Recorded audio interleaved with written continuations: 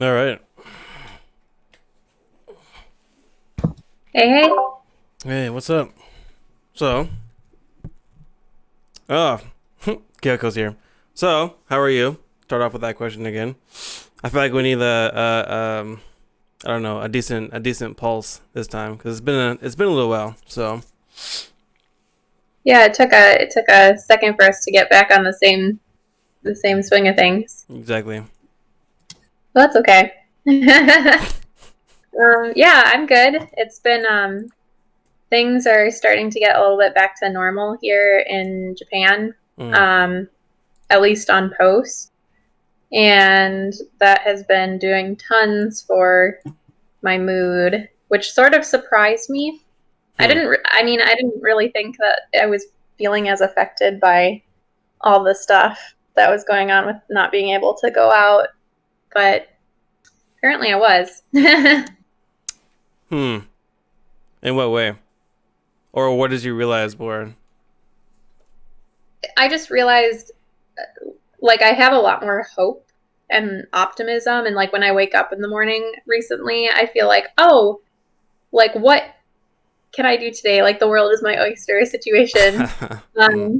Whereas before it was like, okay, I made the best of it. I did what I could. Right. We'd go to parks and stuff, but and that was really nice. And I did definitely like hitting pause for a little bit on like the craziness of life. But after a while, it was starting.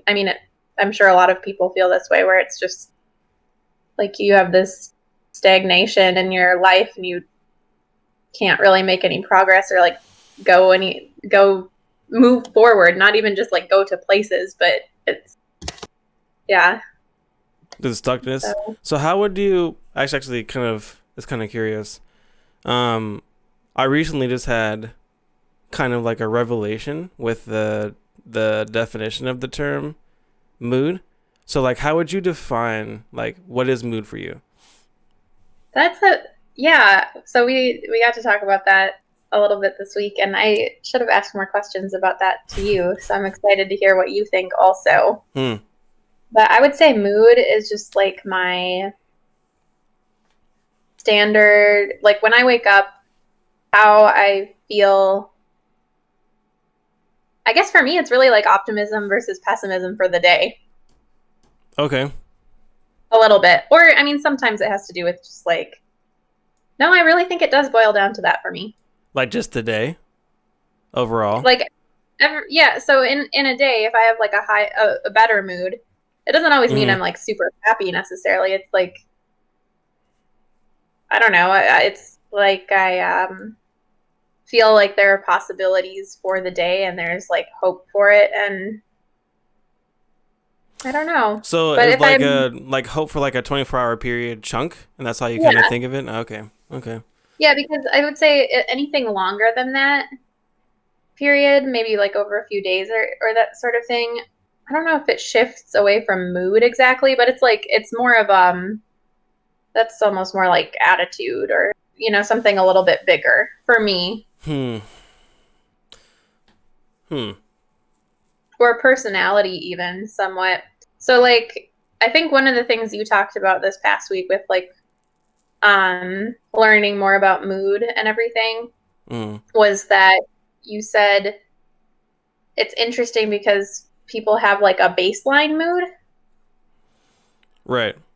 I think you were talking about that, and that was interesting too because actually, like a week or two ago, I was going to my therapist, and she said to me, "Hey, let's look at our numbers." I was like, okay, I don't know, but you have to fill out this survey every time you go, Mhm. and she was tracking.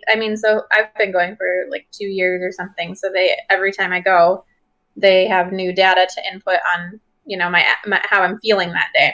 Right. And so the graph kind of looks like this, like whatever, depending on like holidays or Yeah. whatever. Um, and then so like she kind of drew this line through like kind of the middle, and she said, this is your baseline mood, Right. which is still lower than like some people because Mhm. I just have like different issues. Um, but it's probably higher than some people too. It's very individual. Right.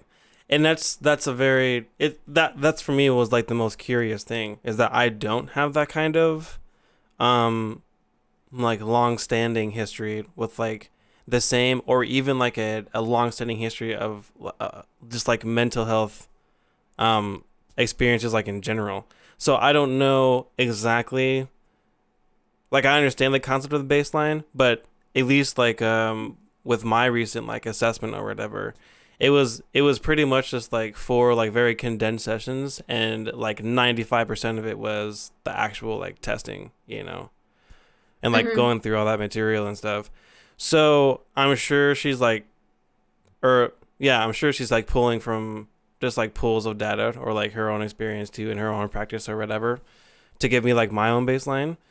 But it is like really cool to hear that it can get like, at least after like a period of time, it can get like that specific, like at least in general, for as long as you've been going, like your mood is here or whatever. So like now you're experiencing like a dip or whatever, which is it is really curious because um my concept of it is like it's kind of, if it's almost like mental health comorbidities in a way. So like if you have some kind of like disorder or whatever, then your baseline would be naturally like lower than a lot of people's, like in like the depressive order or something like that.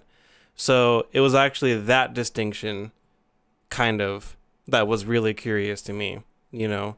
But it overall, the fact that it can be like empirically stated now too, kind of like blew my mind a little bit because that takes a lot of time as well. Hmm. That takes a lot of time, like for that data, that kind of data, like build up to be like, yes, like, like almost like I mean, it is kind of a judgment call, especially when the field is like based so much at first, like on behavior, like when that's the basis of like your field. That's really interesting how it evolves over time. So I don't know. That was like my curiosity about it, I guess. And the fact that she phrased it like, "Oh, like your mood is like lower than we would want it to be," without that kind of like history that you have, was also kind of curious to me. Um, because I also keep on reading about like how, um, like long term unaddressed like mental illness can like start to physically affect you too. So Yes. we just had this random conversation today. I'm trying to remember what it was, but it was something about like oh, I remember what I compared it to though. So remember in the third book of Harry Potter when he's practicing with Lupin against the what is that thing The in the chest? boggart. The what? The boggart. Yes, that thing. Yeah, that fake thing in the chest. I And got you. after every time he passes out, when he wakes up, Lupin has him like eat the chocolate, and he like describes that sensation of Oh, like the just like, Dementor. I got it. yeah, and he describes that sensation of like warming, that like warming sensation, you know. I was kind of imagined that would be what it would feel. I don't know. What the fuck was I comparing this to? Hold on a second. Now I remember the comparison, but I forgot what I was talking about. You were talking.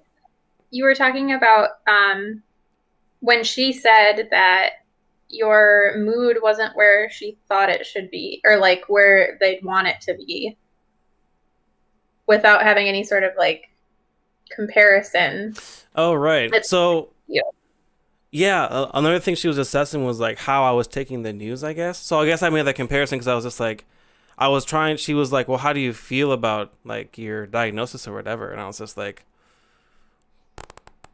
I was like, I don't know. It was kind of like when Harry Potter ate the chocolate, but it also kind of felt like, um, I don't know, like Eve eating the apple in a way. Even though I knew this was like gonna be like the eventual conclusion, and like all of the personal struggle that I'd been through, and like all the like the research I'd done, and like whatever, I knew it was like leading to this point. But it was a really weird like mix that like I appreciated the affirmation. Like finally, it was like a finally kind of thing, but also there's also like some kind of like knotted frustration in me where I'm just like, I've been holding on to this for so long and not trying to like prove it for so long, but obviously like struggling with something that was invisible to like not only me, but like everyone the fuck else around me, you know? And how much more compassion would you have been treated with throughout your life and experiences had people, like, had you been given this diagnosis earlier and been able to advocate for yourself more as having this lower baseline mood? Right. And that's the crux of it for me too, is the self-advocacy part. Because I have no problem with like advocacy at all, but self-advocacy, you know, which is so I'm just like fuck, you know. So it's just like, I don't know. Yeah, like discovering, I guess, like the invisible man was I don't know, mixed emotions, I guess. It's almost like meeting your shadow self, but not really, in a way. You know, if I can describe it that way too. I don't know, but it's curious. Yeah. Well, if this is this can be like our topic for today, is just like mental health in general, because there's a ton that you just said and that you're going through that I've also gone through, but there are lots of people I think that might need to go through it and haven't, because they haven't had the resources, or maybe the hope that the resources would work. And I've done a blog post on this too about how, Yep. like I've come a long way, but I mean, it's not just some like sort of optimism. I don't know. It's not an optimism thing for me. Like if mood can really be physical, like what you were saying, even with how it can manifest physically. But for example, my baseline mood, if like we've been tracking this graph for however many years for me, when I first started going, my curve was like, way down here. And it's not like it's way up here now. It's not. But over the past year or so, it's kind of in the, like, it's a higher level generally. So my baseline has been brought up a little bit. Okay. Okay. Like I'm my I'm a, long.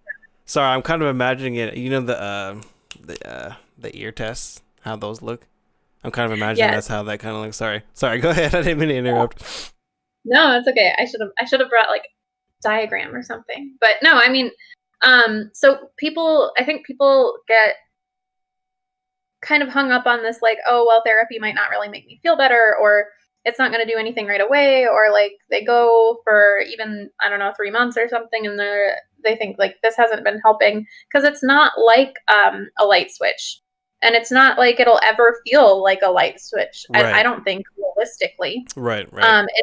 It's just a slope. It's a very, very, very gradual slope of, hey, I don't want to be way the hell down here anymore. Like, can I at least just like be treading water slightly? Right. And that is totally possible. Yes. But not everybody either gives it a chance, or gives their resources a chance, or more often, I suspect, they just don't have the resources in the first place. And it's like it's a really vicious combo too. Combine those two things plus with the stigma around it as well, especially in a go kind of society that we have, like, especially when I don't know, because like mental health was always like was always presented to me as like the final thing, like this is like the last thing that you should like check or whatever, when it's really like, not that I don't think I could put a priority like on my mental health or like my physical health. I think they're like probably like the same priority level. However, the way that I've lived my life so far, like it definitely has not been that. Like mental health has been like way down here as far as like priority level, even though I was like maintaining like my physical health. You know what I mean? Now I feel like I'm finally at a point where like, well, not that my physical health has taken like a huge toll, but there's been like some sacrifices I've made to like maintain, how hard I was going for how long I was going, and with some of those realizations and like just getting slightly older, and I don't know, I just feel like I'm trying to like balance it out now, a little bit more. So I don't know. I hate to say it, like, because of some physical injuries and stuff I couldn't do anymore. Like literally couldn't do anymore. Like couldn't play clarinet anymore, you know, or whatever. That opened like the door to some of the mental health stuff. I hate to put it like that, but it was kind of true because I didn't it's like particularly in my case, with like the ADHD and stuff. Like without the clarinet or like the either fixation or like hyper focus item, I didn't have that anymore. So like from that point on, it was just like what the fuck, and then all my attention just went everywhere else, you know, which was also hard to rein in. And in like this entire process too, it was also very difficult to like unstick all of those things as well. So it's just like, god damn. So it is a slippery slope, but it's like a fucking like 10-degree angle slope. It sucks. It's like the most gradual slope ever. Oh, it's so good and annoying. And we talked about this too before, where it's frustrating too because people who have any issues with mental health, even if it's situational and not like some diagnosis that they're left with, when you're dealing with like stuff that's heavy or you're dealing with something in your brain, and then you have to also go get help, that's so hard. Yeah, Like it no really one wants is. to. You don't have the energy to like get through your day, let alone call and deal with insurance or make an appointment, or like you don't like the therapist, then you have to try again, or go to the pharmacy to pick up medication. Like that is so many different things that you suddenly have to do again. And when you're already like, I can't function, or I don't have, I don't have it in me to live my normal day. You're not going to want to do all of those extra steps, even if they're going to be good for you in the long run. It's like, it's a very vicious cycle. Yeah, it's brutal. Especially when you have certain wirings in your brain that like literally force you to live almost day to day in a way. Mm-hmm. Yeah, the process can be brutal. I mean, I can honestly say, I'll claim it every time. Like, if Murray wasn't around to like help steer me like a little bit, there's no way. There's just no way I would have like noticed any of this because you can't notice it about yourself either, which is like another crazy thing. So like, because again, like this is all kind of it had to be based on behavior at some point, you know, like the general curiosity is, why do some humans act differently than other humans? What is the science behind that, you know? And it's taken some really shitty routes, but um, it is what it is today. But that's also the scariest thing too, and kind of like the situation with my sister as well, where it's just like even if everyone around you still, it is like you need to go get help, or like it's like very obvious. It's even still like as an adult, like an adult to an adult, it's almost impossible sometimes, especially if that person is already like you said a second ago, like already suffering and can't see through that. That's my biggest conundrum. It's just like if someone's already suffering and going through all this, and the only way they can get help is by other people like alerting them, and then even that alertion, there's still no like really outside motivation, which is what that person needs, honestly, to go get it initially. Like they need that kind of like jumpstart or whatever. Yeah. And there's no like legal avenue for that either. You just have these like perpetuating circumstances, where where we love to like treat the symptoms over and over again. But like, but if the symptom is perceived as like a behavioral thing, or just a I don't know, like a how do I say this, like a cultural deficit or like a cultural difference thing, then what the fuck are you supposed to do? Yeah. It's really hard. It's just a tough situation. I definitely remember that when I first got into getting help, that was really because Michael needed me to, not because I wanted to, or you know what I mean? So having someone to encourage me into it, I had the skills to get the help, but I wasn't gonna pull the trigger on that, so to speak, right. on my known. It just wasn't going to happen. And so, like, not only I think do resources need to be more readily and easily available for people, but damn, like, people need a support network. That's true. Like someone who will freaking hold their hand to the door, all the way to the door, like stick like until they get in the building, and then you know what I mean. Right. It's tough. But yeah, it is tough, especially.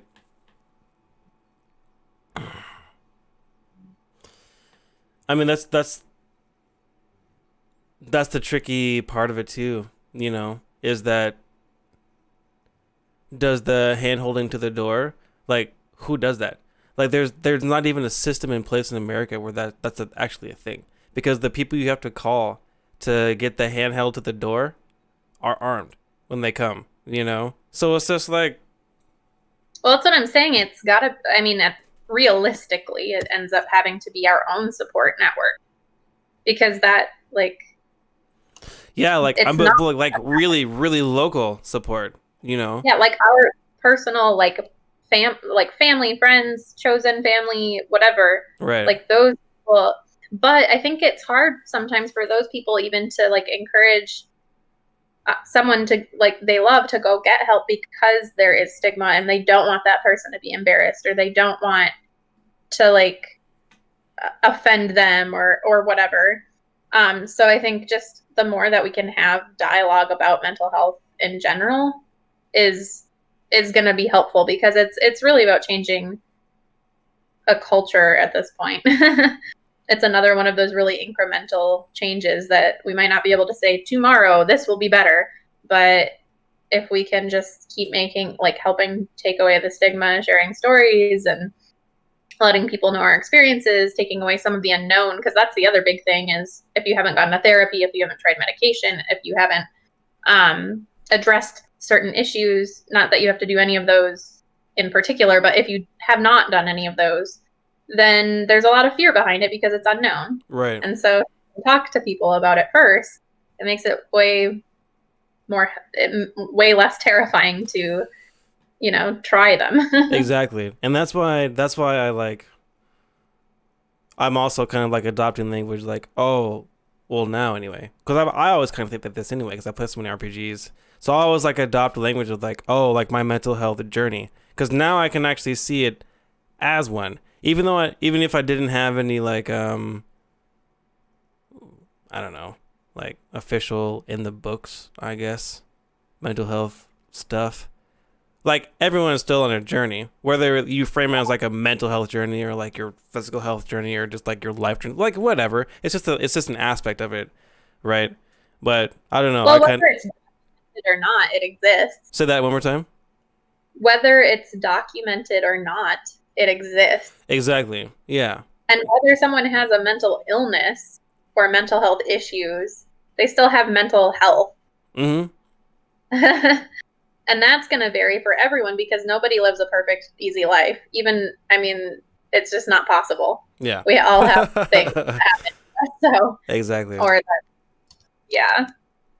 that affect us. So that's I hadn't thought about it that way necessarily. Which way? That it's the journey factor, or even in comparison to, like, physical health journey. Like, most people will be able to tell. So, sorry, this is what's going on in my head. I can tell you how much I weighed when I was in 9th grade. Yep. To be fair, I had some issues with body image, but, like, overall, I can tell you, like, how much I weighed. I could tell you what pant size I was. I could tell you what gym class I took. I can tell you that all the way until today. Like, it's only before 9th grade that I probably couldn't really tell you, just because whatever, I was young. So could I, but not because I had body issues, but because I was just like, because I was just in sports that required it. Like, I was a wrestler, so I literally had to know my weight to wrestle in whatever weight class I had, you know? So, yeah. I think most people probably can tell you at least, like, oh yeah, when I was in 9th grade, like, I was whatever, short, like this height, or I weighed about this, or these were the clothes sizes I wore, or it wasn't until I was 16 when I finally had a growth spurt, or whatever. Right. like people are super aware of that, but you ask them, what was your mood like in ninth grade? The N word, dude. Yeah. Yeah. Or how is your mental health from like in the first, semester of ninth grade versus the end of ninth grade, Right. which can be a tricky time because of like puberty, going to a high school for the first time, if that's how the school is structured. Like it can be really difficult, and it's possible that at that time, it was like really hard the first half of the year, but it wasn't so hard the second half of the year. Or maybe it was hard the whole time, or the whole 4 years of high school, or whatever. But people are not like people can't look back and be like, oh, in 10th grade or 11th grade, I was pretty happy most of the time, or pretty anxious, or like Yeah. these were the big stressors at the time. Like these were the things I was like most concerned about. They might be able to, especially if there wasn't a whole lot of like bad stuff going on in their life. But I think people don't really notice it and can't really recall it. Really? So when you say talking about it as a journey, I was thinking, I wonder how that would change how people perceive their own mental health because for me, I have a graph that I have an actual graph. Right. You have the empirical. Yeah, exactly. Yeah, exactly. But everyone has their story, though. Everyone has their journey. Especially if it's whether it's data or not, like hard data or graphs or whatever. Everyone has that. Even if it's like anecdotal, whatever. If everyone's story is anecdotal, fuck it. But like even it's real to them, and their perspective is real. Their journey is real. Regardless of where that comes from, it is real. And then also I wanted to add too, like my interaction with the word trauma has also changed quite a bit this last year, particularly like mental trauma, especially like related to like PTSD and like and actually like there's no better term for it right now, but it's basically like CPTSD, like complicated or like complex PTSD too. Like so I'm super interested in that topic. Yeah. There's an excellent book for anyone who wants to check it out called From Surviving to Thriving, and it's by something Walker, I'm pretty sure. And this book, it tackles complex post-traumatic stress disorder. And yeah, and the thing that's hard, the reason it still kind of is like is because it's not technically in the DSM yet. Yeah. So it's hard to feel like you're being taken seriously when you talk about this topic. Right. So if you read this book and then read other research along the lines, the only reason it's not in the DSM is because it's just it takes time to get something there. It takes time and research. Exactly. You need like the years and the years, and also like the research too on top of that, which is evolving at the same time. So even the field is evolving too, as always, like with everything else. So that's another crazy thing as well, is that even like not only can like diagnosis change over time, but like the science of the diagnosis changes over time as well. So with your evolving definition and thought process about trauma, how do you think that's changed for you? Just identifying it, I think, in my past, I think, and calling it for what it is has been both like terrifying and like clarifying at the same time.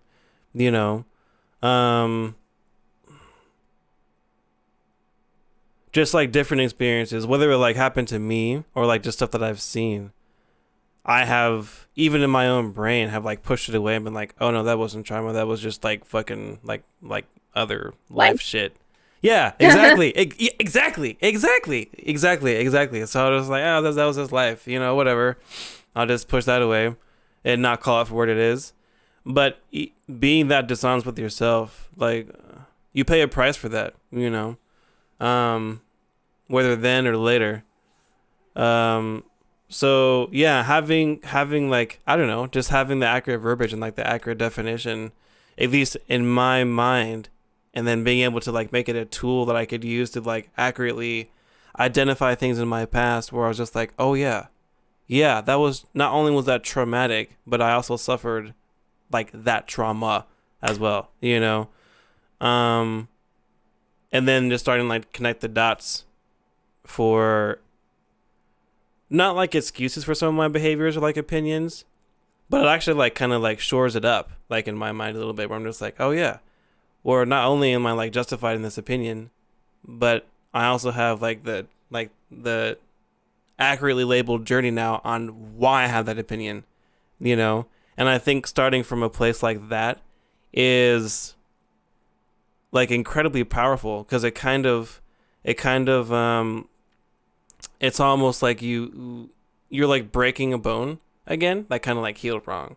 So you're just like, huh, that's what the tool does. So you're just like crack, and it sucks because again, it's not like an excuse for things that you've done in reaction to that trauma, but being able to label it accurately and like kind of like separate it at the like in that time in your mind whenever it happened is incredibly powerful, at least for being able to like move forward, I think, in life. So yeah, For sure. I'd say that's how it's kind of how it's kind of changed for me, I guess.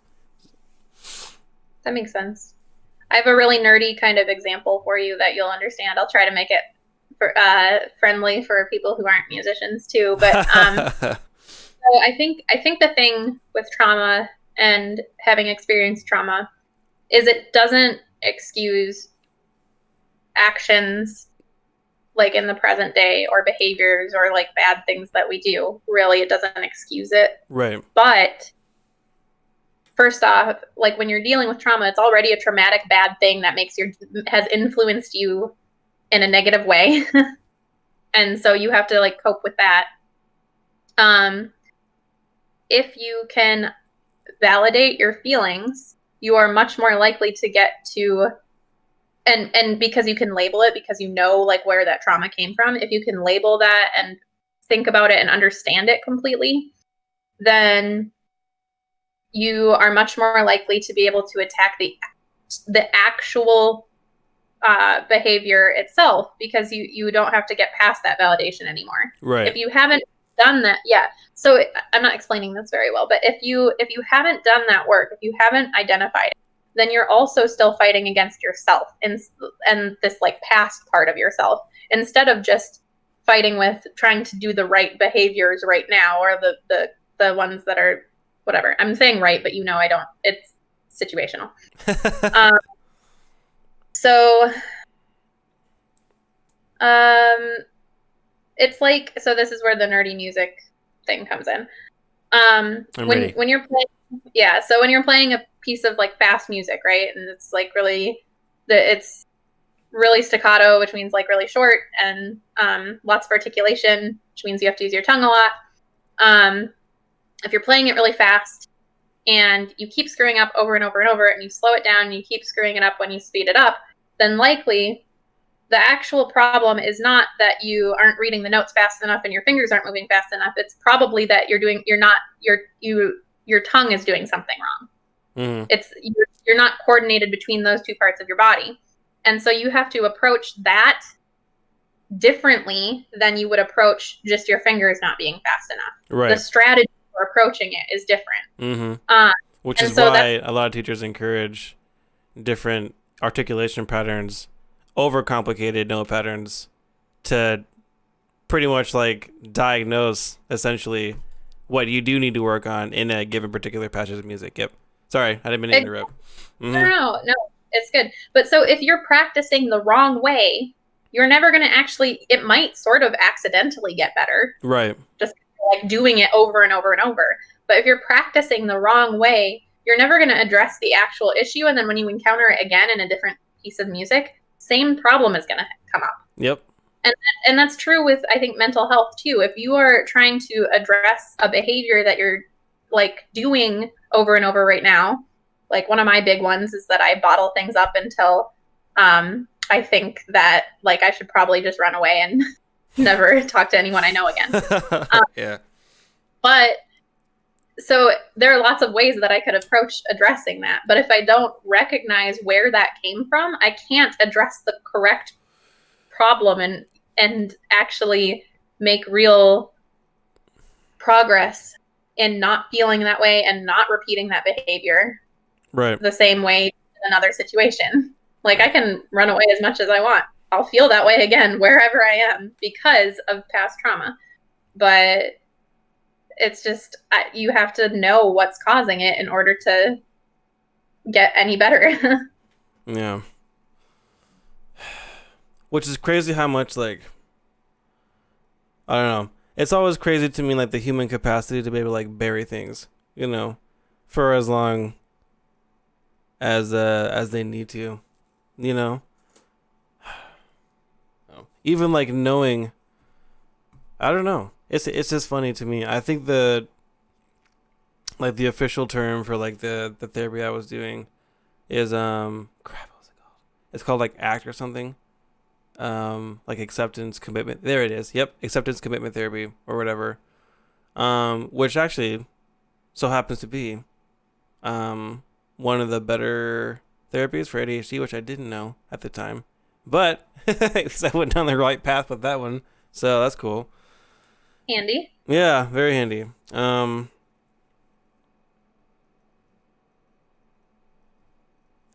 there's like there's this concept of it that I've always found like really interesting, which is like kind of like a diffusion from your thoughts, and then like almost like putting yourself like in a third person kind of perspective, which is something that I was curious because I thought that I had a decent handle on doing that. Like I thought I had a decent handle of like reviewing like my past, I guess, because I was always kind of like not going over stuff in my head, but like I don't know. I've always like thought of past actions in the present now, you know, and try to relate into the future. I just have never felt like I've been good at like that juggling act, maybe. Um,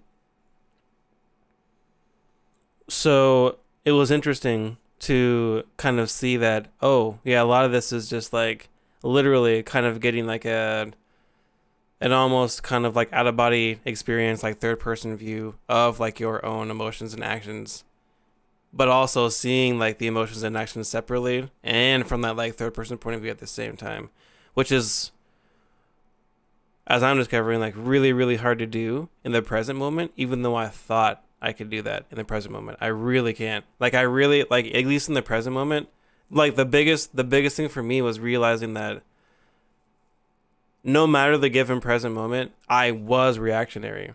And the way that the only way I've ever overcome that is by being incredibly prepared for like whatever situation that was.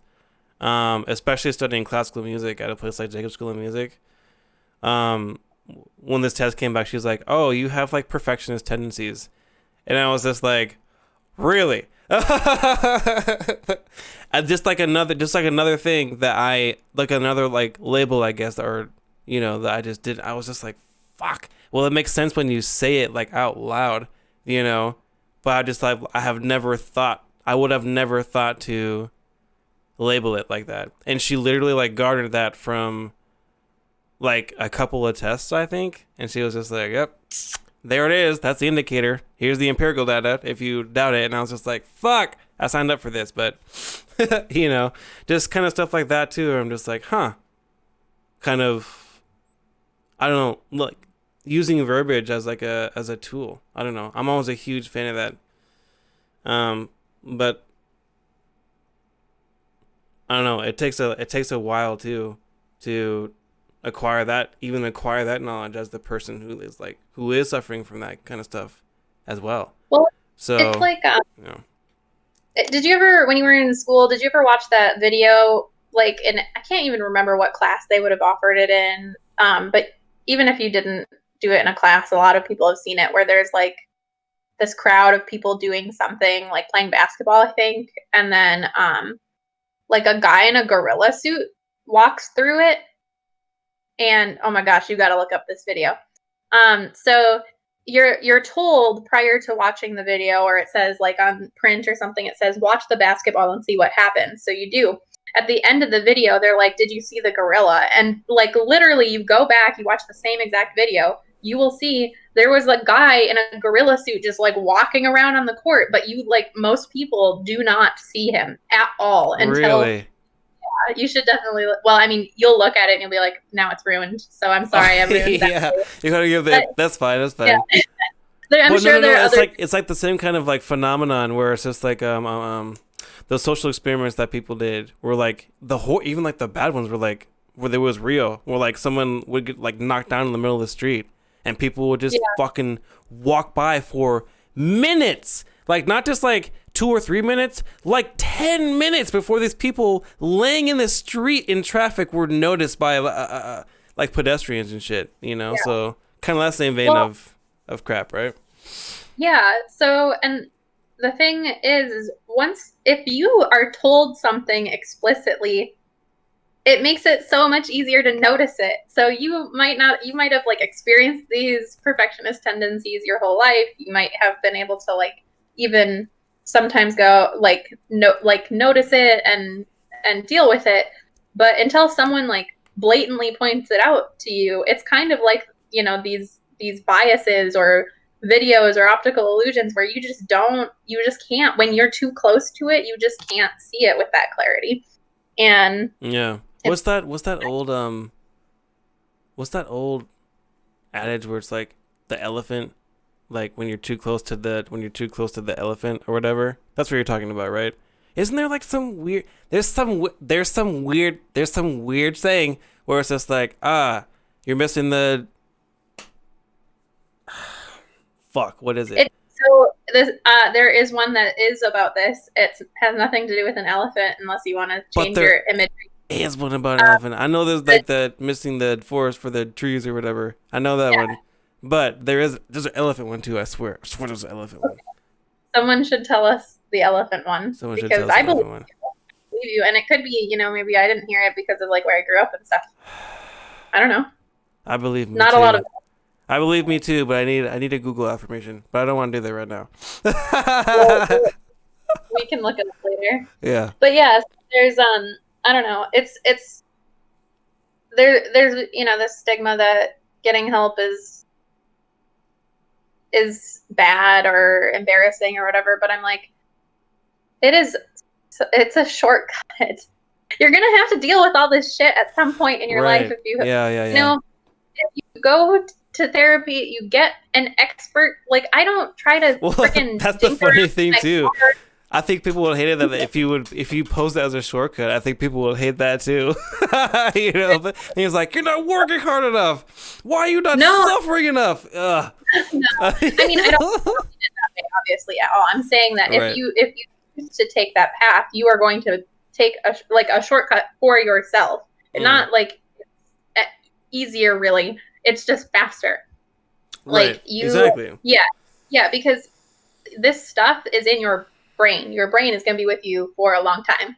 The whole time. And so, like a long time. So you're going to live your whole life if you're dealing with something. Right. You're going to live your whole life dealing with it.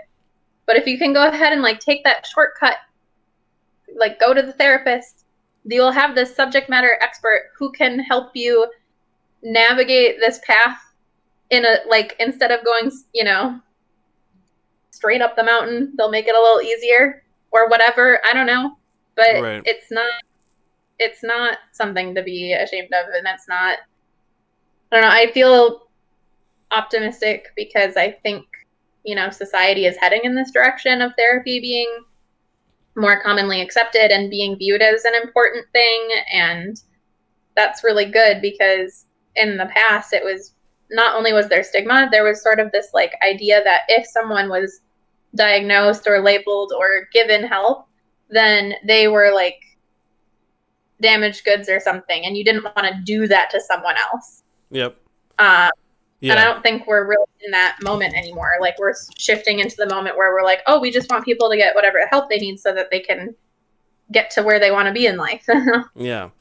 Well, because I also think that we're realizing, well, I think the boomers are realizing, but we're also all realizing that like there was no need for like for fear of like certain things. Like there was no need for it. Like, I understand some of the conservative caution, but really like that's what we're really learning, and that's like kind of like the last final tension that I think is finally gonna break is that we're realizing like, oh, there wasn't even a need. There wasn't even a need to like, you know, I don't know, to do anything like, besides just like accept and try to work with different kinds of people. You know?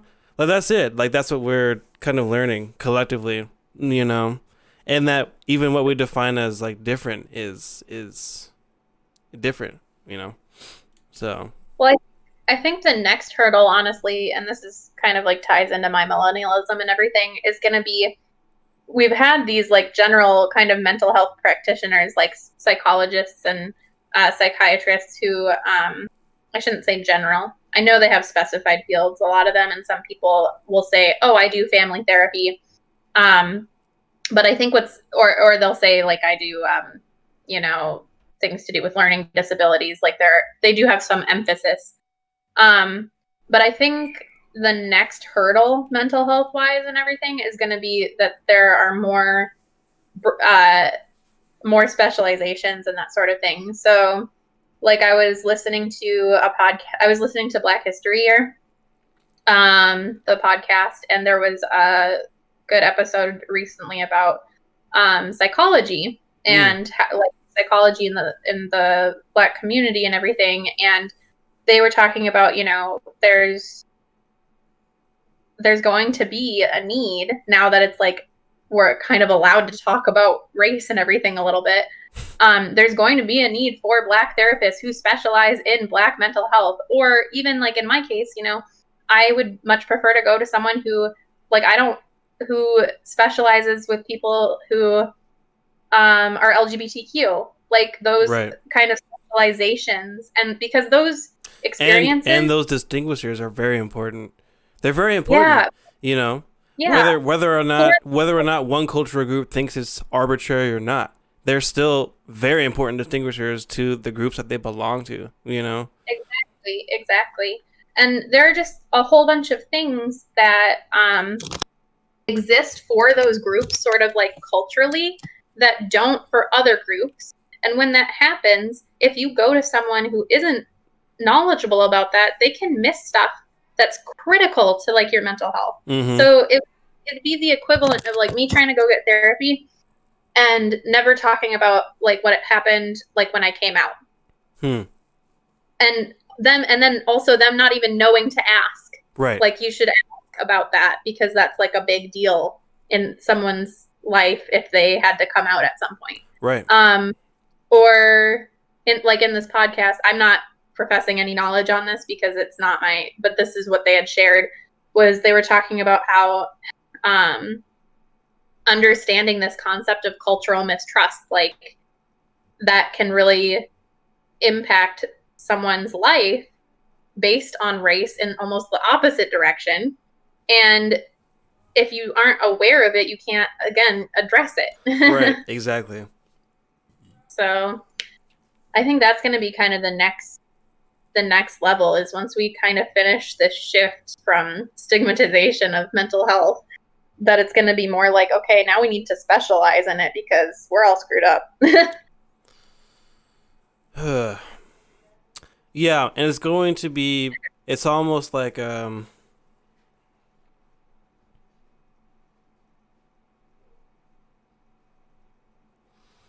we kind of need there's like when a doctor's doing surgery, right?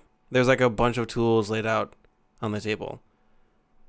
I just feel like, yeah, with like more doctors, with more specific labels or like more specific kinds of like a treatment, I guess there's just like more tools like on that table, right, that people can specifically go to.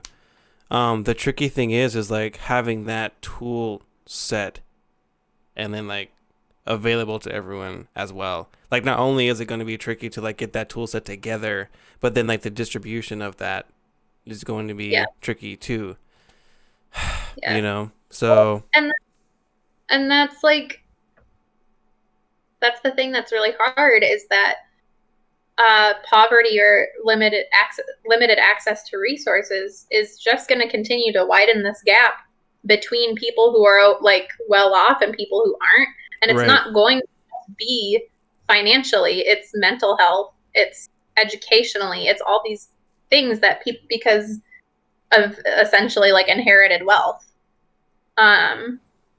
There's definitely like an inherited underclass in this country too, in my Yeah. opinion. If you can have inherited wealth and like inherited like upward success, there's definitely like systems in place to help you with that. And there's definitely systems in place that enact opposite, you know. Even by virtue of one system helping a group, by virtue like the negative or opposite reaction has to happen, you know, Yeah. in order for that system to sustain itself. You know what I'm saying? So just like there's inherited like wealth and upward mobility, there's also inherited fucking natural downward mobility too. You know? Yeah. There is. And there's not one thing that's sort of hard is that there's not a way to fix all these problems. There's no like band-aid answer, whatever, that's going to fix everything. But I really do believe there's always something we can do to do better, Right. a little bit better. And some of it has to do with like people caring more. Some of it has to do with just being aware, like more awareness. That's my big thing. That's why like my millennialism is so important to me, is because if there's any chance that, you know, someone who listens or reads or whatever becomes more aware about something, and even if they go do their own research, and you know what I mean, like preferably go, right. Everyone should do their own research, but yeah, how leftist of you. How leftist of you. You want to do research, individual research with data? No. And resources, cited resources. And anyway, different tangent. Yep. But like you have to be aware there's a problem before you can fix it. You just have to. You can't address inequity without being aware it's there. Exactly. That's my biggest thing too. That's how I've always like joked about it, but I've always kind of had like I don't know, I guess like the basic soldier mentality where I'm just like, look, you know, I love fighting. I really do. But honestly, I feel bad if I don't know who I'm fighting. You know? Because I got a lot of tools to fight with, dude. I got a lot of tools. If those aren't directed the right way, someone's going to get hurt, you know? So I like to, like, I don't know, before I strike out on something, like clearly identify the target. You know what I mean? In a way. So. Yeah. Well, and you and I were talking about it earlier this week too. Just knowledge is power. Anytime you know more, you will do better than you would have. Like you will make better decisions than you would have without that information. It sounds so stupid to say that, but it's so true. Like here's an example from this past week for me. I attended this. It was a professional development seminar through Purpage Art Center in Minnesota, talking about how to like how best to present music of American Indians in Minnesota in schools, because that's a standard that you have to address. Is you have, like in Minnesota, they were like, you need to talk about American Indian music. This is important because well, I mean, we all think it's important, but they said this is important because we stole their land. Like, we need to make up for this in some way. This is something that we're going to try to do. Right. Like, thank you, Minnesota, for actually caring. But anyway, so one example is that there was this book called The Jingle Dress, which, if you're not aware, it's a type of regalia that they wear during ceremonies and they dance. And it's called the what? The Jingle Dress. And it's like a kid's, it's a children's book. And a lot of teachers in Minnesota were using this book to like teach their students about American Indian music and fulfill that standard and everything. Okay. And so what the premise is that, you know, these people in this culture would wear these dresses that had like either bells, or before there were really bells, they'd be like shells, or like, you know, just things that would make sound. And then they had these like very specific dances and things that they would do ceremonially. Okay. This book is like really nicely illustrated, et cetera, et cetera. And this is kind of like a big deal in the culture, so it's really important to share. Right. But there were music teachers who then were like taking jingle bells and like putting them around like the ankles of their students. And then the students would like dance with these jingle bells on to like recreate the jingle dress experience. And that in their culture is extremely fucking offensive. That was so rude Ooh. and out of context to have done that. And you know, like no ill will behind it, no ill intent. Like they're trying to like teach about this culture, but that was like really sacrilegious, like not appropriate at all. It'd be like, I don't know, spitting out gum in a church on the floor or something. I can't think of a good example right now, but it's like bad. It's bad. You don't do that. Like only people from that culture really get to use that music, unless there's been like specific. There are some culture bearers that have specifically said you can use this piece or this music, and this was not the case for this, and not for this experience or this ceremony. That's Right. not how it works.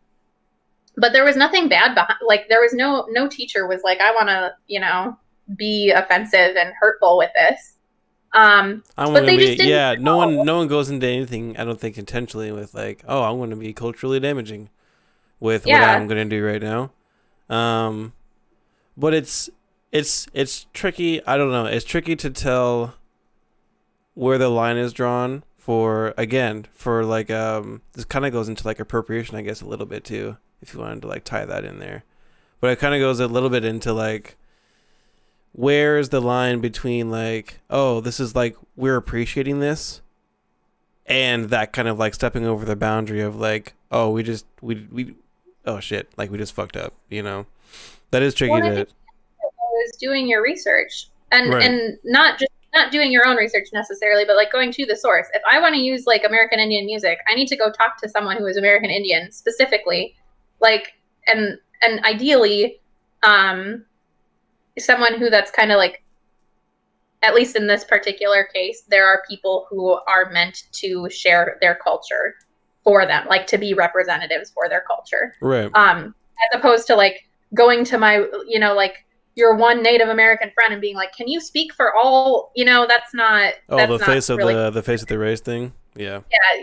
Like, but there are people that you can go to. And the same is true, I think, for people in the LGBTQ community and the Black community. There are people who are like, I am here to like be a representative. This is like on purpose, not just you talking to the one person situation. And those people exist, I think, for pretty much everything if you try to find it. Right. People have to know. You can't that's why I'm just saying, like, you can't do any better if you don't get more knowledge. You have to go do that. Right. And sometimes too, I think there's also the realization that maybe too, like, you're just not always going to have all the knowledge.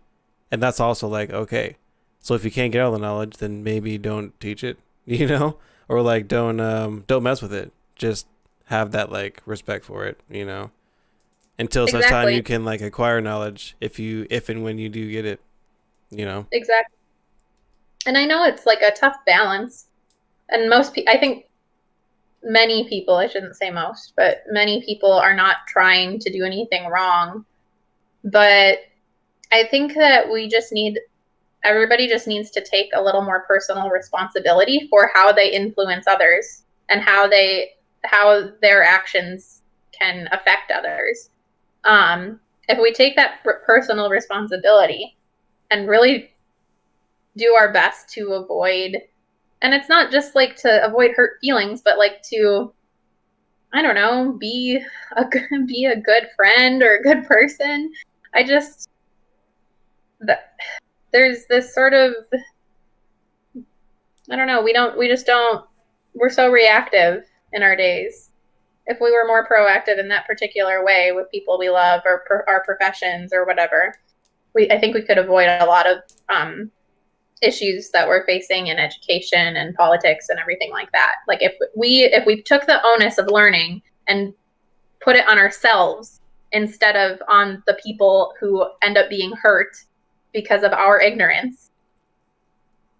That's how I think we can start to really make progress. Right. But we have to move that to the it can't be on the people. I don't know though, that because I feel like that, like everything else, like I feel like that goalpost is just like kind of rooted in like a miasma, you know, or it's not like not necessarily that anyone's like shifting it, but it's just like the natural landscape of that goal is like just naturally shifting around, you know, because like where do you even like where the fuck do you even begin to get like standards for something like that? You know what I mean? Like, I mean, there are just a lot of different situations. This is like too general, but I don't think placing the onus of responsibility on ourselves to do better instead of other people to react differently, I don't think that goalpost is shifting all that much. Like if we can shift our thinking personally to having ourselves take that initiative and take that responsibility. Because I don't think that's a crazy thing. That's really easy to do individually. I mean, right. not for each scenario ever. Like we're all going to make mistakes. That's fine. But if that is truly how you live your life, where you truly are like, I am taking responsibility for how my actions influence and affect others, versus I'm going to get really upset when my influence or when my actions have influenced others and those people get upset. Like, and then it's their fault and their problem. If we can shift that mentality away from that, I think that's not realistic for everyone, but it's a start. Yeah. I don't know. I think it's inherently like a conundrum because you're kind of like describing like shifting, or like you're kind of like describing like converting a narcissist almost, you know. Like it's how do you how do you how do you how do you make a narcissist not be a narcissist? What is the key? You know, that's kind of like how I interpreted that. So that's, if you can answer that question for me, I've been struggling with that my entire life. Well, I think that's a little bit of language as well. Everyone is narcissistic in some, like a little bit. We're all self-centered. It just like that's how people are. Like some are really nice and stuff about it, but they're still like seeing the world through their own eyes and brain. Right. So we are all narcissistic in some way. Being a narcissist, being someone with narcissism, that is in the DSM. That is a real thing. That is a mental illness. You won't change those people very likely because it would take years and years of therapy for them to make the progress needed to do so. That's not something you can flip a switch on. But right. I do think you can flip a switch on narcissistic behaviors and tendencies as long as we recognize them, notice them, and address them. But you would have to do that for other people though, like notice it and address it for other people, right? No, I mean we can only do that for ourselves, really. But we can point it out. We can like let people know what we're seeing and hearing. We can give information. We can call people out when they do racist shit or sexist shit. Like we can say, hey, this is like, and it is possible for us if we have this, you know, some of us have the skills to like walk people through why that was hurtful, how they could do better, blah, blah, blah. But I know. And not every, I feel like it's a work in progress, but I still feel like the delivery, I don't know, like always trying to like deliver that kind of like almost like empathy injection. It's like having the skill of like everyone in Inception, you know? It really is. It's just like, okay, how the fuck do we get this like good idea or idea that's like maybe not good for this person right now, but like in the future it'll be better for like everybody, because we're really, by affecting his mind this way, we are affecting all the things he touches, which happens to be all these systems, or if in like your example, all the people that you know affect like in your life. It's good for him, but you have to go through like so many layers of like crap to like. Well, it's seeds.